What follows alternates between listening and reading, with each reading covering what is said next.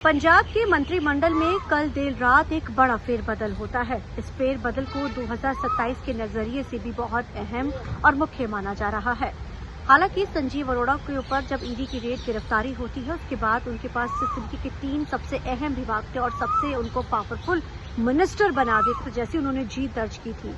उसके बाद हम तीनों ही विभागों को अलग अलग 3 मंत्रियों को सौंप दिया गया है। पावर जो इस समय सबसे अहम है, कारण क्या है? गर्मी का मौसम है, लगातार पावर कट्स हो रहे हैं। सरकार दावा कर रही है कि पावर कट्स नहीं होंगे पंजाब में। अब ये तरुणप्रीत सौंद को दिया गया है, लोकल बॉडी हरजोत बैंस को दिया गया है। लेकिन इस समय इंडस्ट्री जो है वो अमन अरोड़ा के खेमे में आई है। आज अमन अरोड़ा की तरफ से जब अपना चार्ज संभाला जाता है इंडस्ट्री को लेकर, वो क्या खास कहते हैं, सबसे पहले तो आपको वो सुनाते हैं कि उन्होंने क्या खास कहा। एक बार आप सुनिए कि वो कहते हैं कि अब इंडस्ट्री जो है और भी ऊंचाइयों पर पहुंचेगी। मैं डिपार्टमेंट लिया नहीं है जी, मैनू मेरी लीडरशिप ने, मेरे मुख्य मंत्री साहब ने, साडे नैशनल कन्वीनर साहब ने, उन्होंने ये महकमा इंडस्ट्रीज का मैनू दे के माण बख्शिया।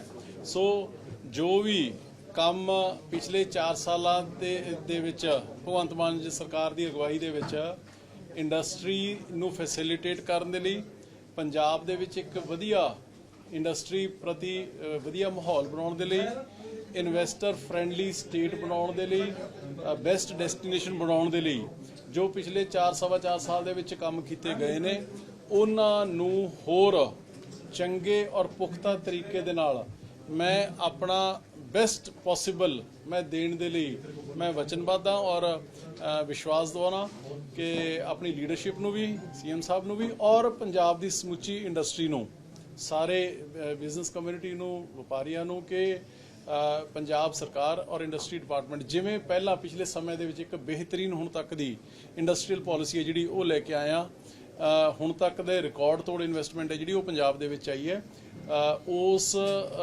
स्पीड नूं होर तेज करते हुए पंजाब नूं बेस्ट डेस्टिनेशन फॉर इंडस्ट्री बनाया जाएगा। तो आपने सुना अमन अरोड़ा की तरफ से साफ तौर पे कहा गया कि किस तरीके के साथ इंडस्ट्री के अंदर जो है लगातार अब वो और भी कहते पहले से ही इंडस्ट्री में काफी कुछ हम कर रहे हैं, इन्वेस्टमेंट लगातार बढ़ रही है। लेकिन ये साल बहुत अहम है क्योंकि 27 के चुनाव है।